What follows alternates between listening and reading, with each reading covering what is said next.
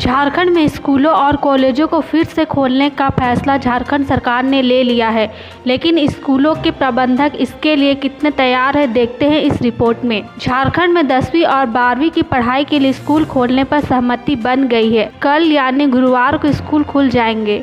इस दौरान ऑनलाइन पढ़ाई भी जारी रहेगी।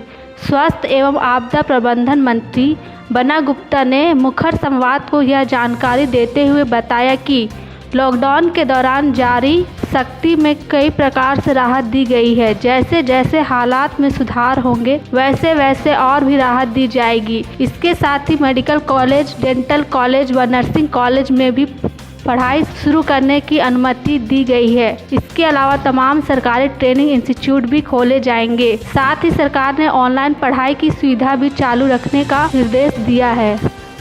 आज की सभी लोकल न्यूज़पेपर्स ने यह प्रकाशित किया है कि शिक्षण संस्थान खासकर 10वीं और 12वीं के लिए खोल दिए जाएं। प्रभात खबर मेरे सामने है और इसमें कल से दिया हुआ है। तो इसकी तैयारी के लिए एक हम कहेंगे कि ये पहल एक अच्छी पहल है, इसीलिए कि अब तक में स्थिति करीब सामान्य हो गई है और अब ये पहल करना ज़रूरी है क्योंकि 10th और 12th के लिए परीक्षाएं बहुत समीप हैं। तो इस पहल करने के लिए हम इंतज़ार कर रहे हैं क्योंकि आज के पेपर में मार्गदर्शन नहीं दिया हुआ है।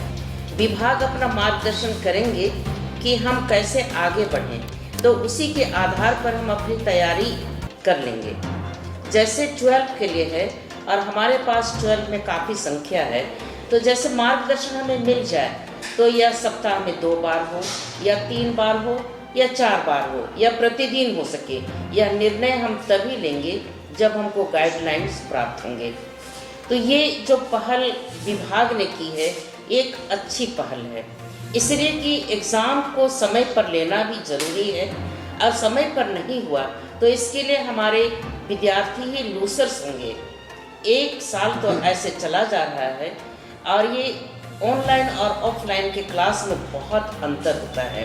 हमें चाहिए कि हम बच्चों को परीक्षा के पहले उन्हें एक अच्छा खासा रिवीजन दें। जो भी कि हमने ऑनलाइन क्लास किया है, एग्ज़ाम भी ऑनलाइन लिया है, परीक्षा फल भी घोषित किया है, लेकिन फिर भी जो गिवन सिलेबस है उसके आधार पर हम लोग को चाहिए कि हम बच्चों को रिवाइज करें। जैसे क्लास में नियमित ढंग से क्लास चलते हैं, हम क्लास में रिवाइज करें, इसका अच्छा दोहराव करें, परीक्षा की तैयारी करें और परीक्षा के लिए हम अभ्यास कराएं।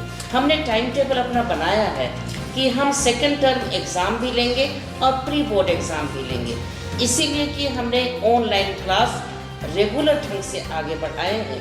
तो यह संभावना हमारे लिए है, इसलिए मैं बहुत बधाइयाँ देना चाहूँगी और धन्यवाद भी देना चाहूँगी कि अब समय आ गया है, इसलिए कि स्थिति करीब सामान्य है कि हम क्लास आगे बढ़ा सकते हैं।